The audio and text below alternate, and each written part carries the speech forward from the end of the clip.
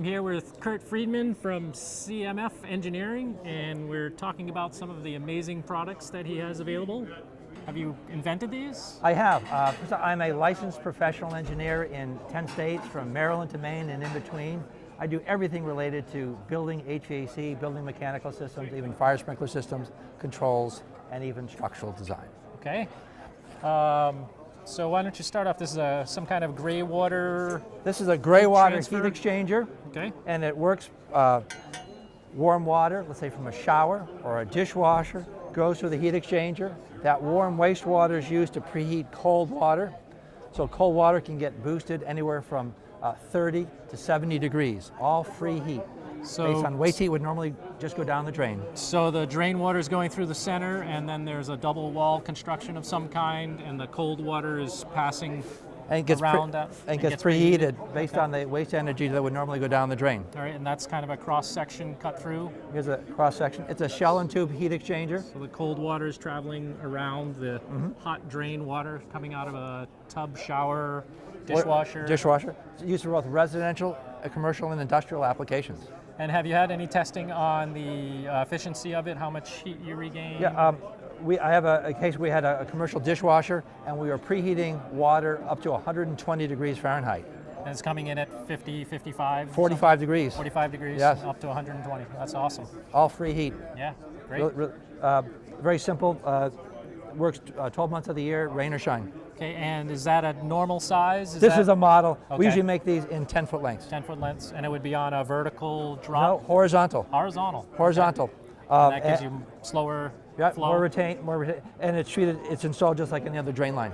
Works very, very effectively, and they could be grouped together if you want more footage. This system with the dishwasher, it was overall 100 feet in length. Wow. Excellent. Another product I have, this is a wooden baseboard heater. The idea is to have... So this is your traditional fin tube baseboard heater that you see at underneath almost everybody's windows in old and new houses. Stamped metal, and because of the aesthetics, people are choosing other heating technologies which are either more expensive or lesser performing. So what I want to do is have a aesthetically satisfactory wooden unit, but one that was still fully serviceable and accessible, and one which would perform. Baseboard heat provides the finest quality heating technology in comparison to any other technology. Puts heat where you want it, provides full zoning, provides the best performance and efficiency. Cool. And these are, it's all made out of wood? Yes. And the fin tubing just runs through it like it normally would? Yes, and I have different models here. Some are full freestanding units, and this one is just a cover. There's a magnetic cover here which conceals the set screws. Those are removed, the units pop out. Here's the set screw right here. Right. Cover's held on with these magnets right here. Nice. Here's the fin baseboard right here. This is the full freestanding unit. This is kind of the mama bear size. Standard about 550 BTUs per lineal foot. This one here is the papa bear size unit.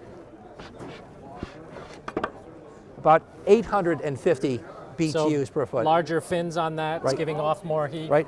It's also suitable if someone has a high efficiency boiler. They need to run it with lower boiler temperatures, so they need a fin with a physically larger size, a greater surface area to be able to transfer that heat. Now, people also ask me, well, they have baseboard, they don't want to rip it out, but they want to have a better look. What can I do for them? Well, this is our newest product. So these are both for new construction? These are both for new construction or a complete replacement. This one here is just a cover, and it's intended for retrofit. So that stays mounted against the wall. This is where you're... This is the pre-existing basement which stays. Yep. So this can be mounted without having to do any plumbing rework whatsoever. This happens to be a slant fin product, but we can retrofit this to every manufactured baseboard. Excellent. We blacken out the existing metal so you don't see it, but with the camera angle, it's like being on your hands and knees looking at it. Just You disappears. simply do not see any of the remaining product. And you have it engineered so you're getting enough cool air intake to You have the allow full air to- convection. Once again, these are convection units, not radiators. Yep. The fact that these are wood have no part in it. This wood, this is solid wood. We only use premium hardwood, kiln-dried premium hardwood. I've had these in place more than 2 decades in some applications. They do not warp. They do not crack because we use premium kiln-dried hardwood only. So 20 years you've had these out in the field. Yes. Awesome. I've had them in my own home more than 10 years. And is there anything else you want to show us? I have another test here. Oh, right, a carbon monoxide. It's called a carbon dioxide tracer gas test. And this is an alternate test instead of using a blower door test. We can determine the infiltration rate in a home, commercial, or even industrial structure. And how does this differ from a blower door? Blower door test uses a blower to determine the pressure applied to the inside of a structure. And that pressure that's applied determines the overall leakage of the structure. Right. This method, we use beverage grade carbon dioxide.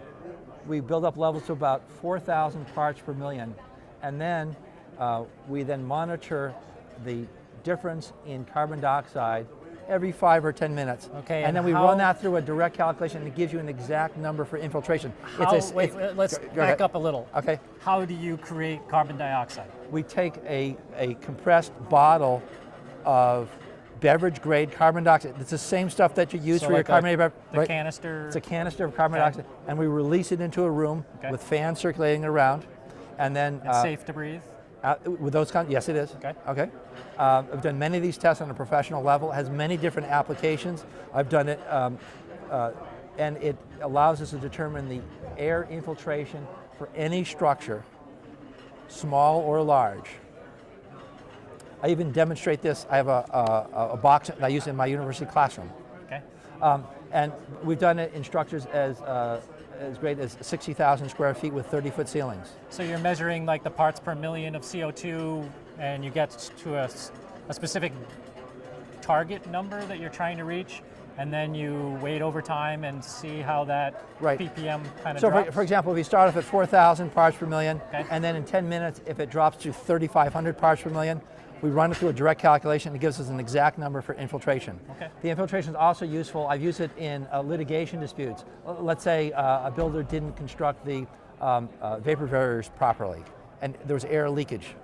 We could then measure to see what that leakage was. And we would see a difference. We would do this test when the winds were calm, and then repeat the test when we had high winds to see how much the infiltration increased with higher winds. Okay. So you don't use any pressure differential besides natural wind That's right. currents? Okay, so it measures the infiltration rate no matter what the weather conditions is, and it tells you how it changes with different weathering conditions, giving you a true and accurate number. Nice. And once again, it's a direct calculation. It's not an empirical relationship. I have cases I've testified in court on these very matters, and it provides a direct scientific calculation for an exact value for infiltration. Excellent. Well, that's 3 amazing products from one man. Great job. Thank you. You are doing an engineer's dream job, aren't you? Yes. And in my spare time, I teach at the university level energy management and alternative energy. Excellent. Well, thank you. You're very welcome.